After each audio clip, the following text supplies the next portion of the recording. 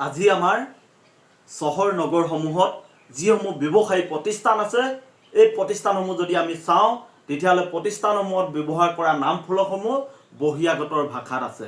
আমাৰ অসমীয়াটোৰ কোনো অস্তিত্ব নাই।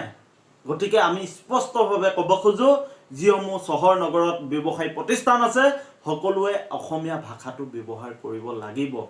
অসমীয়া ভাষাত তেখেতলোকৰ নাম ফলকসমূহ আঁৰিব লাগিব।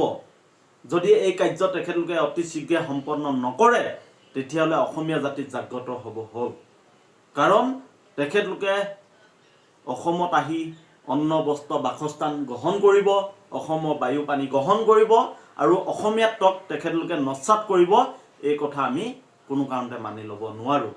গতিকে স্পষ্ট কথা, অসমত বাস কৰিলে, অসমৰ বায়ু পানী গ্ৰহণ কৰিলে অসমীয়াত্বক আঁকোৱালি ল'ব লাগিব। অসমীয়াত্বক যি আঁকোৱালি ল'ব নোৱাৰে তেওঁ কেতিয়াও অসমীয়া হ'ব নোৱাৰে। আমি জ্যোতিপ্ৰসাদতকৈ ডাঙৰ অসমীয়া, জ্যোতিপ্ৰসাদতকৈ সফল অসমীয়া আমি কাৰোবাক ভাবিব পাৰোঁনে? তেখেতলোকে কিয় আজি জ্যোতিপ্ৰসাদ আগৰৱালাক অনুকৰণ কৰিব নোৱাৰে? যি জ্যোতিপ্ৰসাদে অসমীয়া জাতিৰ প্ৰতি যি অনবদ্য অৱদান আগবঢ়াই থৈ গ'ল, ভাষা সাহিত্য ক্ষেত্ৰত তেখেতৰ যি অৱদান, এই অৱদান আমি অসমীয়া জাতিয়ে যুগ যুগলৈ অনন্তকাললৈ যেতিয়ালৈকে অসমীয়া জাতি জীয়াই থাকিব আমি জ্যোতিপ্ৰসাদ আগৰৱালাক স্মৰণ কৰি থাকিম। কিন্তু কোনোবা বহিৰাগত বনিয়াই আহি যদি আমাৰ অসমীয়া ভাষাৰ অস্তিত্ব বিপন্ন কৰিব খোজে, অসমত অসমীয়াত্বক যদি নস্যাৎ কৰিব খোজে, তেতিয়াহ'লে আমি কোনো কাৰণতে আমি অসমীয়া জাতিয়ে সহ্য কৰিব নোৱাৰোঁ। গতিকে আমাৰ স্পষ্ট কথা, আমাৰ চহৰ নগৰসমূহত যিসমূহ দোকান আছে প্ৰথমে এই দোকানসমূহত আমাৰ অসমীয়াত্ব ভাষা জিলিকি থাকিব লাগিব।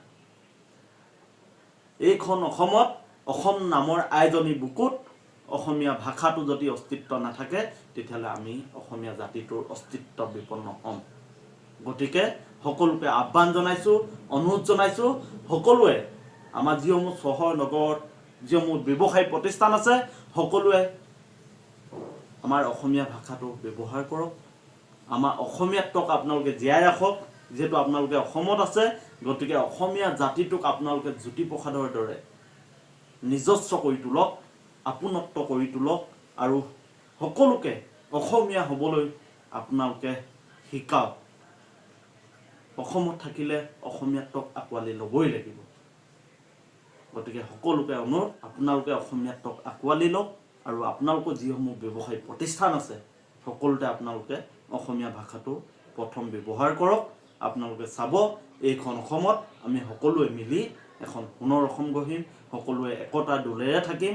গতিকে আমি আপোনালোকক অনুৰোধ জনাইছোঁ, অসমীয়াত্ব আপোনালোকে আঁকোৱালি লওক।